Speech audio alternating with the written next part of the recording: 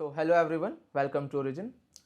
आज के इस वीडियो में हम बात करने वाले हैं कि ऐसे कौन कौन से एग्ज़ाम्स हैं जो 12th क्लास के बाद अगर आपको law as a career pursue करना है तो आप उन्हें अटेम्प्ट करिए एंड उनके थ्रू आप बहुत अच्छे कॉलेजेस में जा सकते हैं, जिससे कि आपके लॉ के करियर को एक इनिशियल अच्छा बूस्ट मिल जाए। अब देखो, जनरली इंडिया में क्या चलता है, दो टाइप के करियर ऑप्शंस होते हैं। या तो अगर आप मैथ्स ले रहे हो you will go for engineering, अगर आप बायो ले रहे हो you will go for medical, अगर आप कॉमर्स ले रहे हो तो you can go for CA. ये तीन जनरली बहुत ज़्यादा जो पॉपुलर ऑप्शंस होते हैं ये तीन होते हैं। बट जनरली जैसे क्लैट को इस तरीके का या लॉ एज अ करियर को ऐसा नोशन बना लिया गया है कि ये सिर्फ उनके लिए है जो ना ही मैथ्स लिए, ना ही बायो लिए, ना ही कॉमर्स लिए। दैट मीन्स जो आर्ट्स ले रहा है वो जाके लॉ एज अ करियर करेगा। But talking about my self, या मैं अपने कॉलेज में या इंडिया के टॉप लॉ कॉलेजेस में अगर मैं बात करूं, सो रेशियो ऑलमोस्ट इक्वल है आर्ट्स वाले स्टूडेंट्स का एंड नॉन आर्ट्स वाले स्टूडेंट्स का। Yes, and this is true.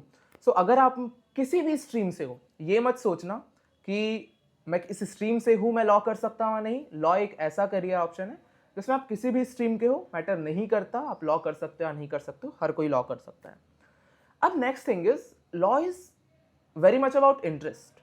तो अगर आप इस वीडियो को देख रहे हो ना, मतलब आपको इंटरेस्ट है, वरना आप इस वीडियो पे आते नहीं, ऑब्वियस सी बात है। तो आई एम अज्यूमिंग कि आप सबको इस चीज़ के ऊपर इंटरेस्ट है। अब हम आगे बढ़ते हैं कि कौन कौन से वो एग्जाम्स हैं जो कि हमें देने चाहिए एंड क्या उसके लिए प्रिपरेशन होना चाहिए। एंड मोर और लेस सारे एग्जाम्स के प्रिपरेशन का तरीका सेम होता है। ठीक है, तो हम स्टार्ट करते हैं, जिसमें सबसे पहले हम अपने एग्जाम के बारे में बात करते हैं। So important law exams after class 12th। अब देखो, इसमें जरूरी नहीं कि आपने जस्ट 12th पास किया हो, या फिर आप 11th से पास होकर 12th जा रहे हो, या फिर आप अभी बोर्ड एग्जाम देने वाले हो, या फिर आप नेक्स्ट ईयर 12th जाओगे, या फिर आप 12th पास होकर आप ड्रॉपर हो, मैटर नहीं करता।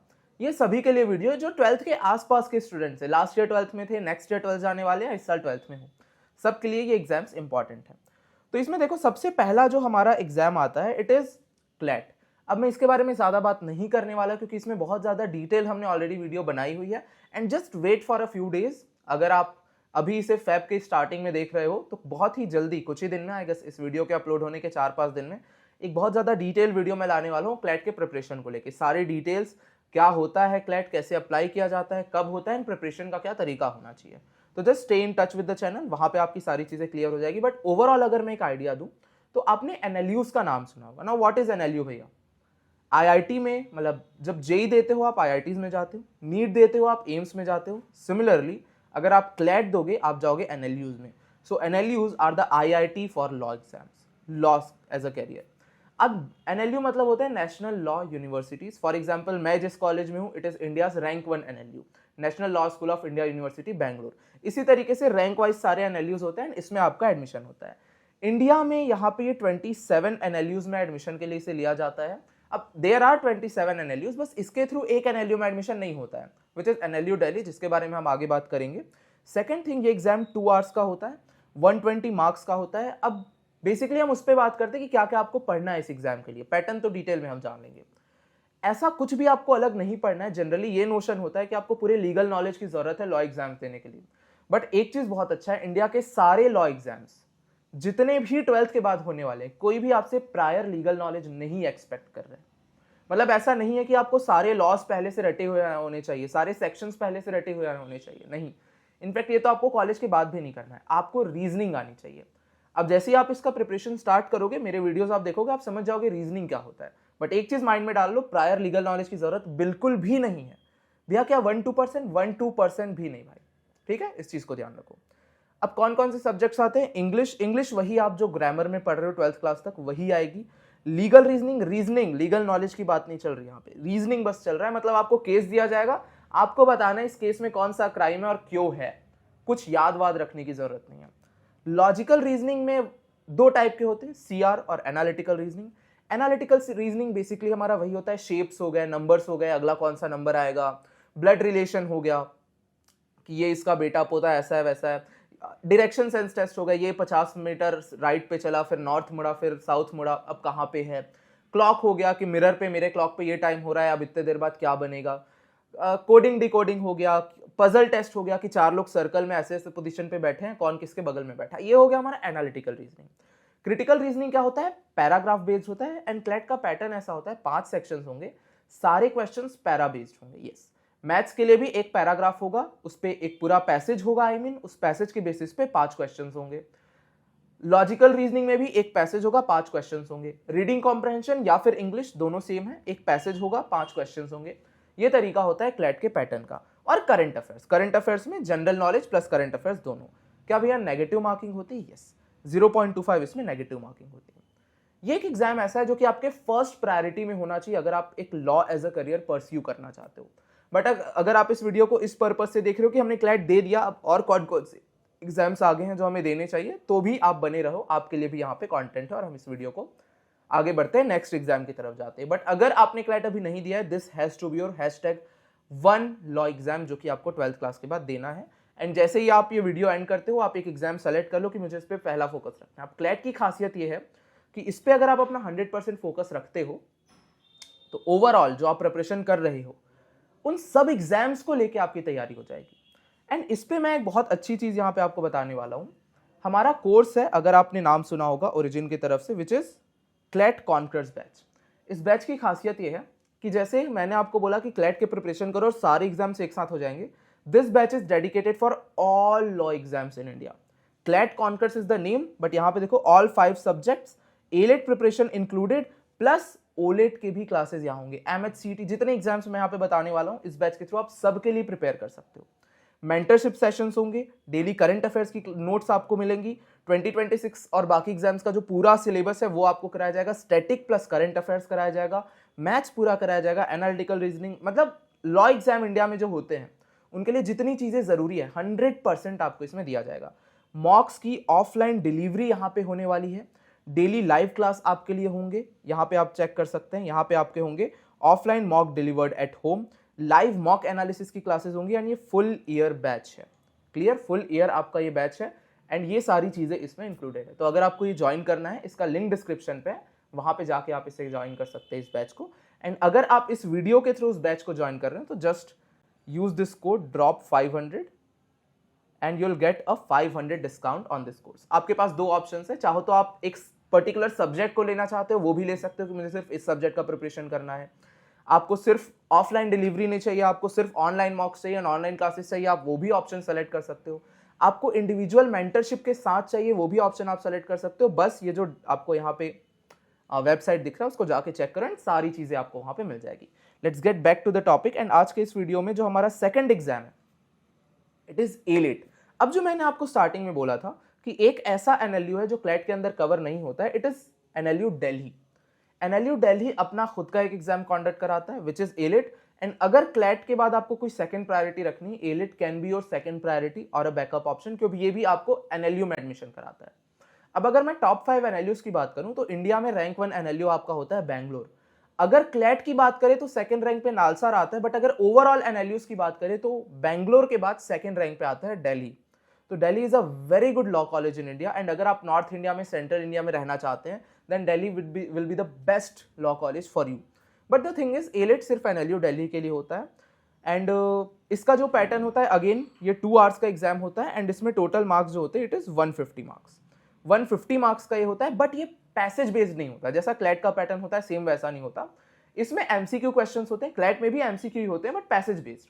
इसमें डिपेंड करता है, इंग्लिश जैसे ग्रामर भी हो गया, वन वर्ड सब्स्टिट्यूशन हो गया, तो जैसा मैंने बताया ना ये सारे जो भी डेडिकेटेड पैटर्न है ये सब हम उस बैच में करने वाले हैं। तो दैट बैच इज समथिंग जो कि आप ज्वाइन कर लिए, अब आपको किसी और चीज की जरूरत नहीं है। So it is like a complete package जिसमें आप बस अगर लॉ को टारगेट करना चाहते हो that is a whole package, सिर्फ क्लैट को करना चाहते हो तो भी that batch is for you, everything will be covered in that batch. Now what is the next thing? English, logical reasoning, general knowledge and legal aptitude. इसमें एक चीज है, इसमें मैथ्स नहीं आता। तो अगर आपको मैथ्स से ऐसा टेंशन है तो AILET is a good exam for you. इसमें आपका मैथ्स कवर नहीं होता है, बट मैथ्स का ऐसे टेंशन लेने की जरूरत नहीं है।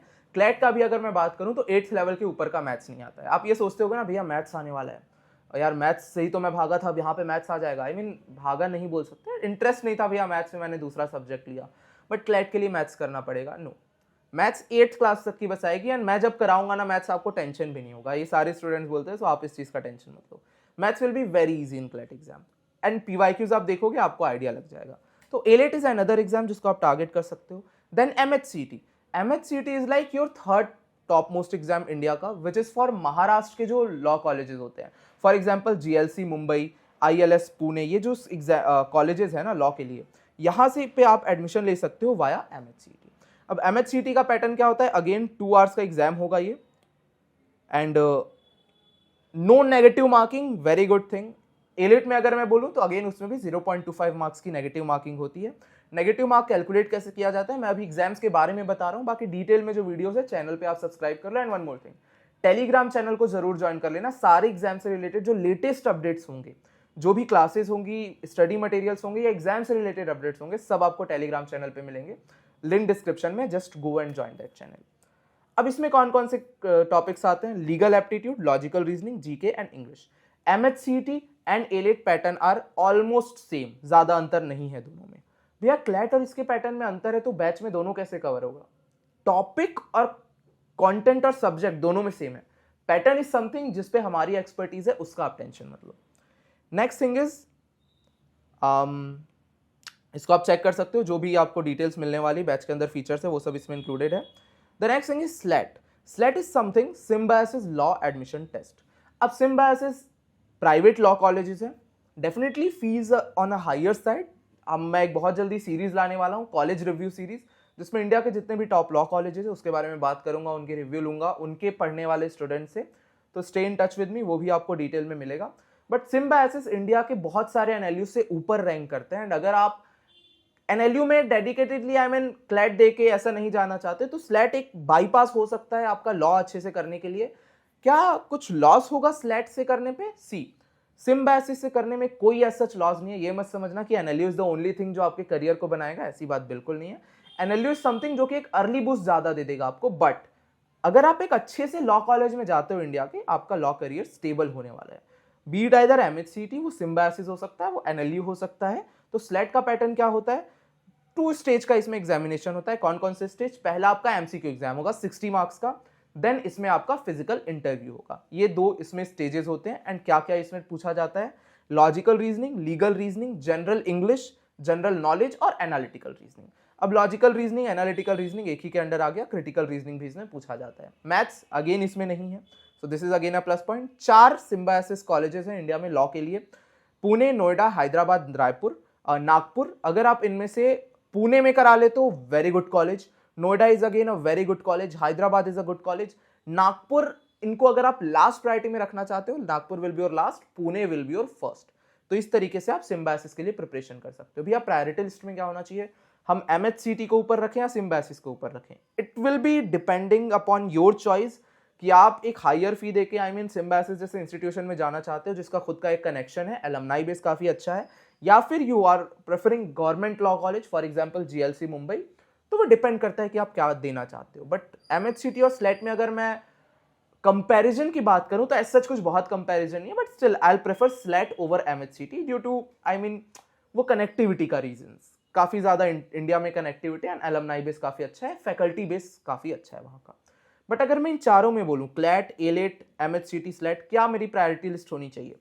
क्लैट एंड एलेट तो साथ में समझ लो, कुछ ऐसे अलग नहीं है. Then you can give SLAT, after that MHCT. ये आपका प्रॉपर प्रायोरिटी लिस्ट हो सकता है. देन एलनेट बोलूं या फिर एलसेट बोलूं, पहले ये एलसेट हुआ करता था, अब उसके बाद ये एलनेट हो गया. ठीक है, सॉरी, एलसेट हुआ करता था जो कि जिंदल ग्लोबल स्कूल के लिए हुआ करता था. अब ये एलनेट हो गया जो कि यूके के लॉ एग्जाम को लिया गया है. इसके थ्रू आप जिंदल में जा सकते हो. अगेन इसका भी पैटर्न, कोई जीके नहीं होता, कोई मैथ्स नहीं होता, सिर्फ reading comprehension, logical reasoning and critical thinking. Exactly same as जो यूके में एलनेट होता है. ये होता है जनरली, इसको जिंदल ग्लोबल लॉ स्कूल में जाने के लिए दिया जाता है. But the thing is again बहुत ज्यादा हायर साइड में उसकी फी, काफी एनएलयू से डबल है उस कॉलेज की फी. तो अगर आप हायर फी दे सकते हो then you can definitely keep this college on your list. But अगर हाई फी पे आप नहीं जाना चाहते हो then don't go for this college, बहुत ज्यादा हाई फीस पे. बट क्या कॉलेज अच्छा है? At a certain level of point ये अच्छा है, बट इसके पहले जो मैंने बताया है, these are better than this college. CULE, अब थोड़ा हम रैपिड चलते हैं. दीज आर लाइक, अगर आप डेडिकेटेड किसी इंस्टीट्यूशन में जाना चाहते हैं उनके exam. CULE is for Christ university. अगर आपके इन सारे कॉलेजेस में नहीं होते हैं तो इस पे आप जा सकते हो, या फिर अगर आप बैंगलोर में हो तो आप इसमें जा सकते हो. सदर्न इंडिया से आते हो तो you can definitely keep Christ university in your list. Law के लिए it is a very good college and बहुत ज़्यादा फेमस कॉलेज है, बहुत ज़्यादा नाम वाला कॉलेज है। क्राइस्ट यूनिवर्सिटी के काफ़ी सारे प्रोफेसर्स आपको एनएलएस में मिल जाएंगे। So it is definitely a very good university अगर आप लॉ करना चाहते हो तो, जिसके लिए Christ university law entrance examination होता है, उसको आप देके क्राइस्ट यूनिवर्सिटी में एडमिशन ले सकते हो। एनएलयूज के बाद, सिम्बायोसिस के बाद definitely you can keep this on your list. बहुत ही अच्छा कॉलेज है ये, इसको आप खराब नहीं मान सकते।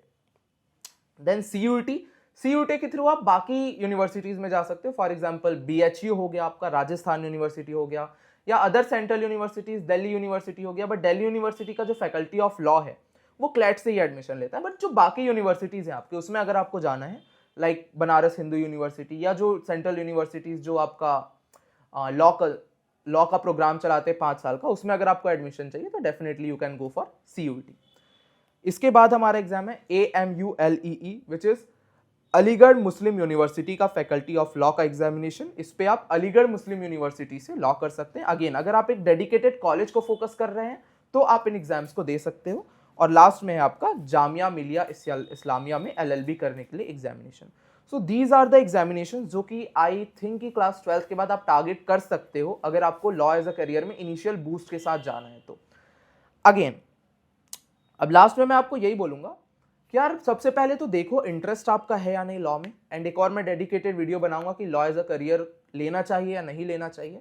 But these are the important exams. अगर आप लॉ में करियर बनाना चाहते हो तो यार आई वुड सजेस्ट, ठीक है एनएलयू जितने डेडिकेशन से नहीं देना चाहते हो, बट आई वुड सजेस्ट कि 2 बट अगर नहीं देना चाहते तो इनमें से कोई ना कोई एग्जाम तो देके जरूर अपने करियर को स्टार्ट करना अगर आप फर्स्ट जनरेशन लॉयर हो तो।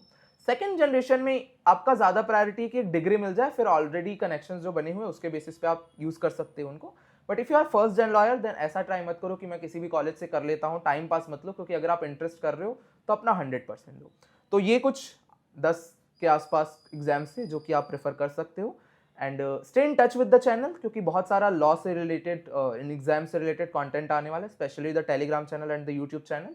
मिलते हैं नेक्स्ट वीडियो में। Till then goodbye, thank you, take care. And CLAT conquers batch का सारा डिटेल डिस्क्रिप्शन में। मिलते हैं नेक्स्ट सेशन में। Till then goodbye, thank you, take care, all the best, जय हिंद।